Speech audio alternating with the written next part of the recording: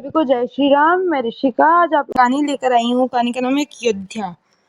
यह घटना सन 1492 की है, जब कोलंबस अपनी महान यात्रा पर निकलने वाला था। चारों तरफ नाविकों में हर्षोल्लास का वातावरण था, परंतु गांव का ही एक युवक फ्रॉज बहुत ही डरा हुआ था और वह नहीं चाहता था कि कोलंबस में और उनके साथी खतरनाक और दुस्साहसी यात्रा के मिशन पर जाएं।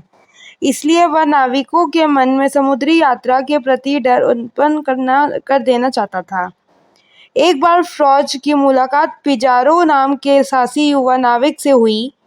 फ्रॉज ने उससे मिलते ही सोचा कि यह एक अच्छा मौका है, पिजारो को डराया जाए, और उसने इसी नियत से पिजारो को पूछा, तुम्हारे पिता की मृत्यु कहाँ हुई थी? दुखी स्वर में पिजारो ने कहा, समुद्री तूफान में डूबने के कारण। और तुम्हारे दादाजी की? वे भी समुद्र में डूबने से मरे। और तुम्हारे परदादाजी, वे कैसे मरे हैं? उनकी मौत भी समुद्र में डूबने से हुई थी। अफसोस जाहिर करते हुए पिजारो ने जवाब दिया। इस पर हंसकर ताना मारते हुए फ्रॉज ने कहा, हद कर दिया। जब तुम्हारे सारे पूर्वज समुद्र में डूबकर मरे तो तुम क्यों मरना चाहते हो? मुझे तो तुम्हारी बुद्धि पर तरस आता है कि इतना कुछ होने के बावजूद तुम नहीं सुधरे। पिजारो को फ्रॉज की गलत मंशा को भांपते देर न लगी। उसने तुरंत संभलते हुए फ्रॉज से पूछा, अब तुम बताओ कि तुम्हारे पिताजी कहाँ मरे? बहुत आराम से अपने बिस्तर पर मुस्कुराते हुए फ्रॉज ने कहा, और तुम्हारी दादाजी की? वे भी अपने पलंग पर मरे। और तुम्हारे परदादाजी?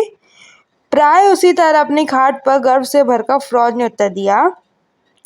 अब तंज कसते हुए पिजारो ने कहा, अच्छा, जवाब तुम्हारे समस्त पूर्वज बिस्तर पर ही मरे, तो फिर तुम अपने बिस्तर पर जाने की मूर्खता क्यों करते हो?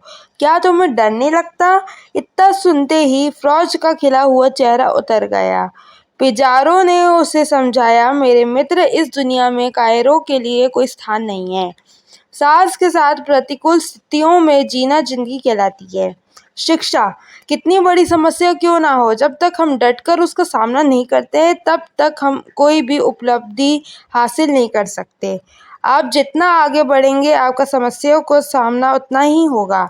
समस्याओं का सामना करें तो वो छोटी हो जाती है और डर जाने से बड़ी हो जाती है।